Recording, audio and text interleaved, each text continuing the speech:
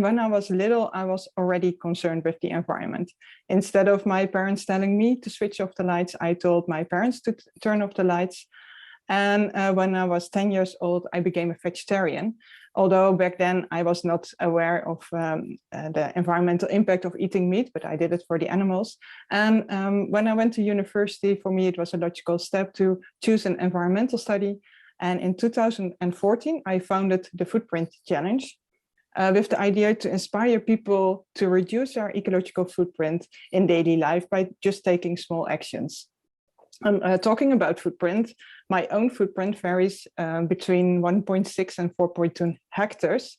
And yeah, that all depends if I give in to my footprint sin, and that is traveling.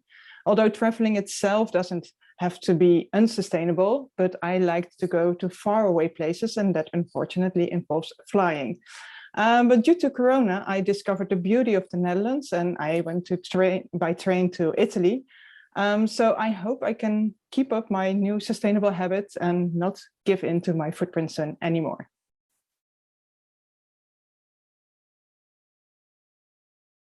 Even though I am aware of the fact that we are depleting our natural resources and not living in harmony with the planet, in my daily life, I never really think about resource security, as most people.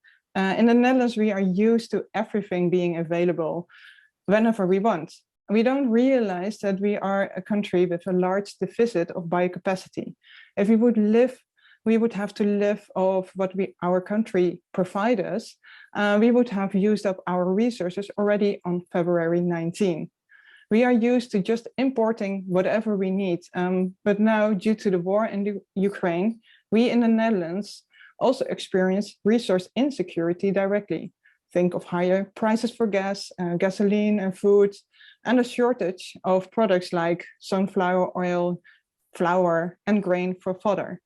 And it's like climate change. For a long time, we did really, it's like climate change. For a long time, that didn't really impact our life and was an abstract term that people, of course, heard about, but didn't really feel the urgency to act on. Because it's getting more and more closer to home, people now immediately feel the effects, like the floods last year in Limburg, the south of the Netherlands. It's not something abstract anymore.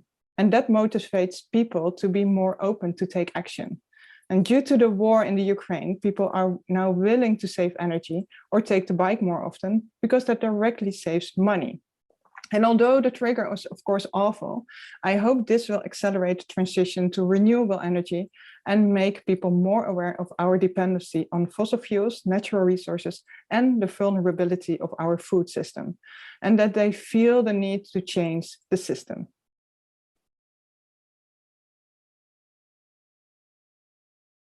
There's no more time for procrastination. The time for action is now, and we need everyone. Governments, companies, and consumers. We at the Footprint Challenge believe in the power of small actions and inspire people to take action in their own life and within their own circle of influence. We don't need a handful of people who live perfectly sustainable lives. We need millions of people doing it imperfectly.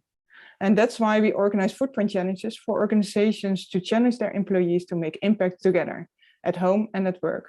And one of my most favorite solutions is growing your handprint.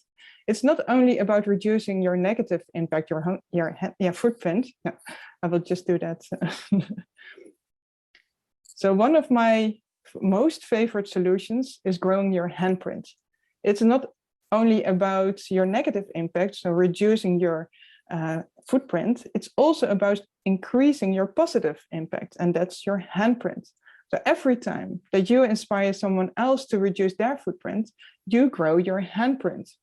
And I find that very inspiring and motivational.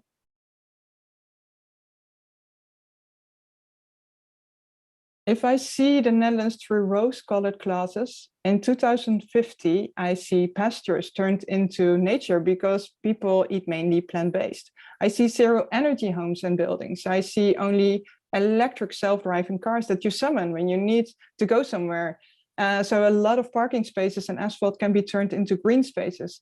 I see circular products that are owned by the manufacturer, so they take good care of the quality of their products. I see more collectivity instead of individuality. And this doesn't need to be a fantasy. All the solutions are here. It's just a matter of stop talking about it and act together. Of course, the transition will hurt some people and industries along the way, but it also creates new opportunities and a better world to live in.